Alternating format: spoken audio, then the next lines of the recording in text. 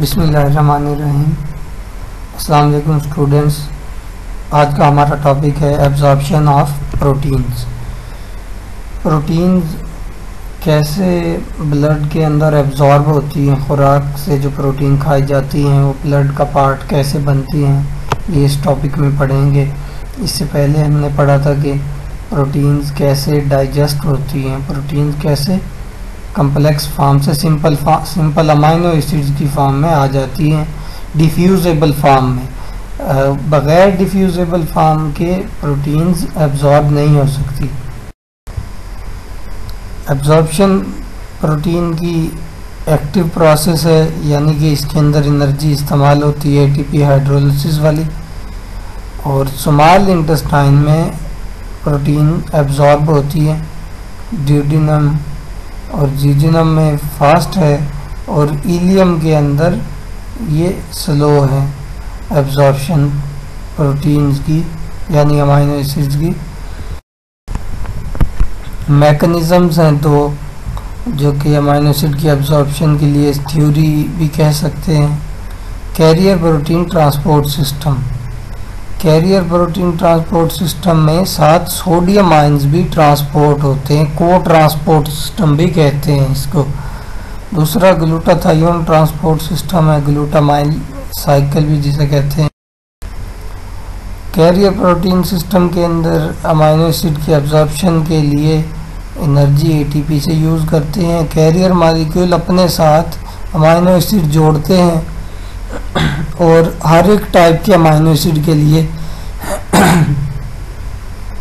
Different type का carrier molecule है। जैसे अगर बेसिक अमाइनो एसिड है तो उसके लिए अलग है, एसिडिक अमाइनो एसिड के लिए अलग होगा, और इमिनो एसिड के लिए भी डिफरेंट है, बीटा अमाइनो एसिड्स के लिए भी डिफरेंट होगा। तो सबके लिए अलग अलग होंगे, टाइप्स पे डिपेंड करता है अमाइनो एसिड्स की जिनको कैरी करना है।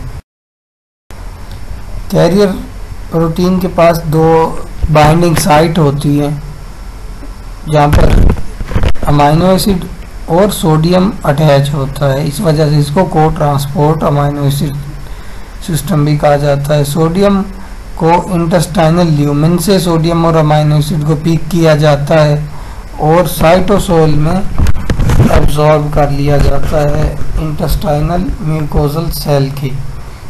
अब फर्ज करें कि ये हमारे पास एक क्रॉस सेक्शन है, एक छोटी आंत है जहाँ से अमाइनो एसिड गुजर रहे होंगे दरमियान से। ये हिस्सा ल्यूमेन पोर्शन है और इसके अंदर वाली साइड पर जो सेल्स मौजूद हैं ये सेल्स कहलाते हैं म्यूकोजल सेल्स, एपिथेलियल सेल्स हैं। ये म्यूकस प्रोड्यूस भी करते हैं और इन्हीं के अंदर एब्जॉर्प्शन भी होती है। चारों तरफ समझ लें कि ये सेल्स मौजूद हैं और जैसे ही अमाइनो एसिड के पार्टिकल्स आएंगे वो इन अमाइनो एसिड्स के इन एपिथेलियल म्यूकोजल सेल्स के अंदर दाखिल हो जाएंगे।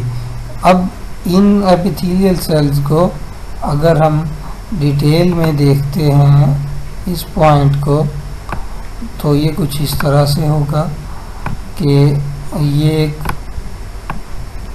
मेम्ब्रेन है एपिथेलियल सेल की। अमाइनो एसिड जो होगा वो इस जगह से मेम्ब्रेन के अंदर चैनल से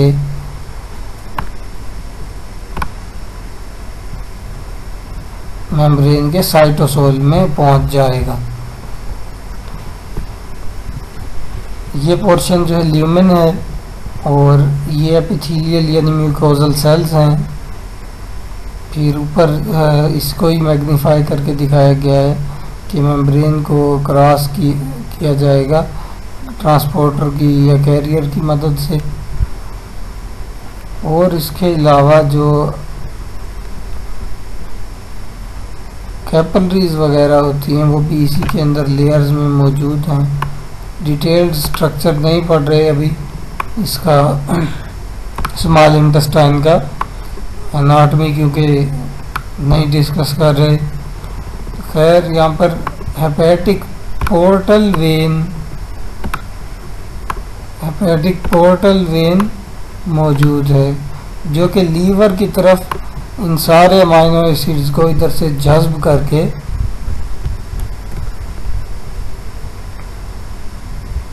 अमाइनो एसिड्स को एब्जॉर्ब करके लीवर के पास लेकर जाएगी। साथ साथ जो सोडियम एब्जॉर्ब हुए थे वो दोबारा से जो साइटोसोल में आए थे एपिथेलियल सेल के, वो दोबारा से चले जाएंगे ल्यूमेन में।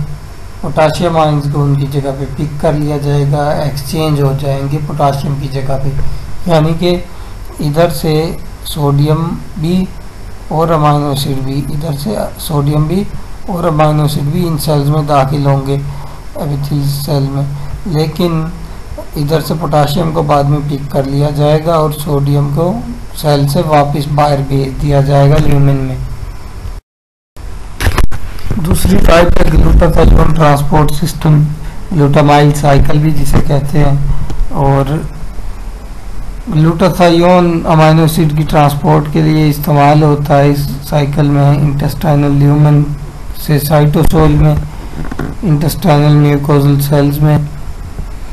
एक्टिव प्रोसेस है ये भी, एटीपी चाहिए इसको एब्जॉर्प्शन में। एक अमाइनो एसिड की एब्जॉर्प्शन के लिए 3 एटीपी के मॉलिक्यूल्स चाहिए।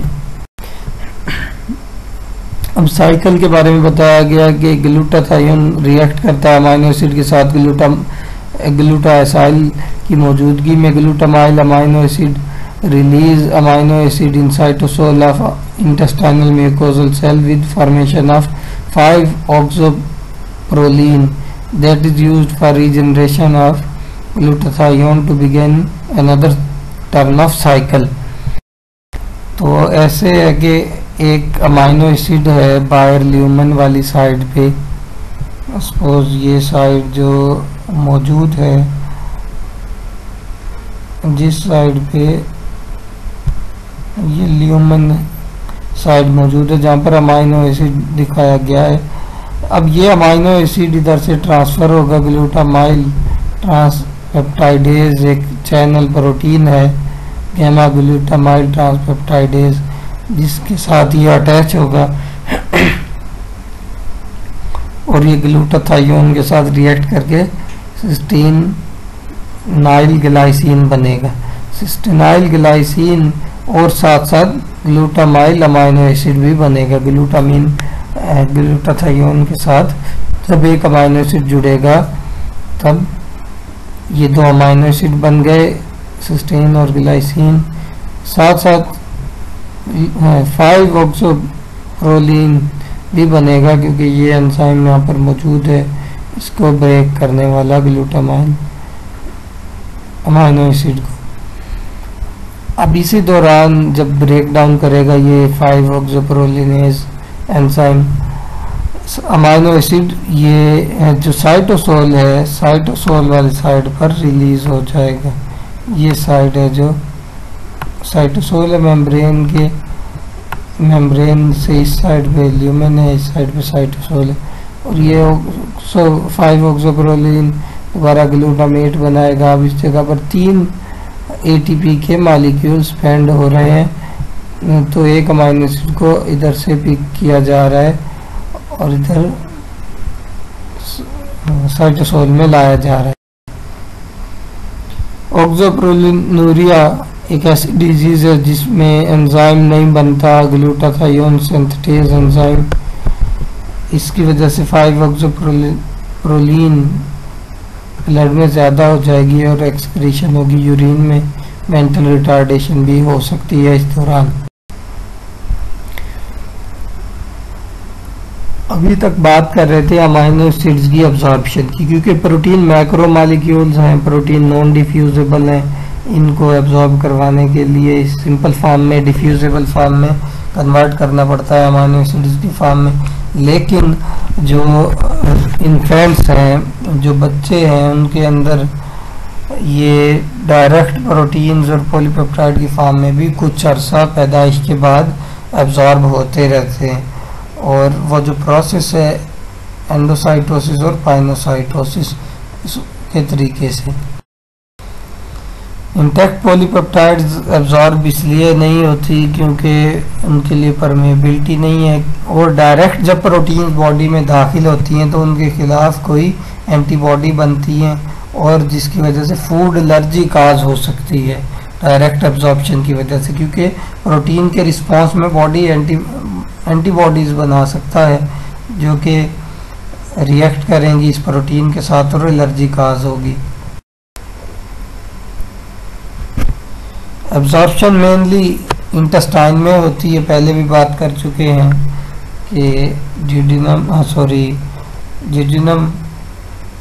और ड्यूडिनम इन दो में ज़्यादा एब्जॉर्प्शन होती है, इलियम में कम है, क्योंकि वहाँ पर ये सारी परमिएबिलिटी और ये सारा जो चैनल है जो अमाइनो एसिड को गुजरने के लिए हेल्प करता है वो मौजूद नहीं है।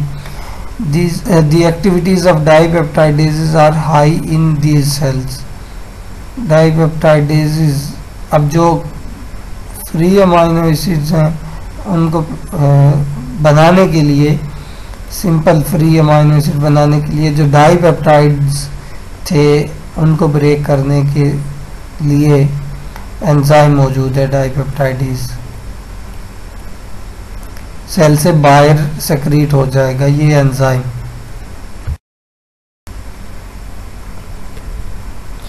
लीवर अमाइनो एसिड्स ज़्यादा लीवर रोटेटरी फॉर्म में अमाइनो एसिड्स एब्जॉर्ब होते हैं डेक्स्ट्रो रोटेटरी अमाइनो एसिड्स की निस्बत। एक्टिव ट्रांसपोर्ट के ज़रिए लीवर अमाइनो एसिड की एब्जॉर्प्शन होती है ग्लूटामाइल साइकिल के ज़रिए, और जो सोडियम को ट्रांसपोर्ट सिस्टम है उसके ज़रिए भी।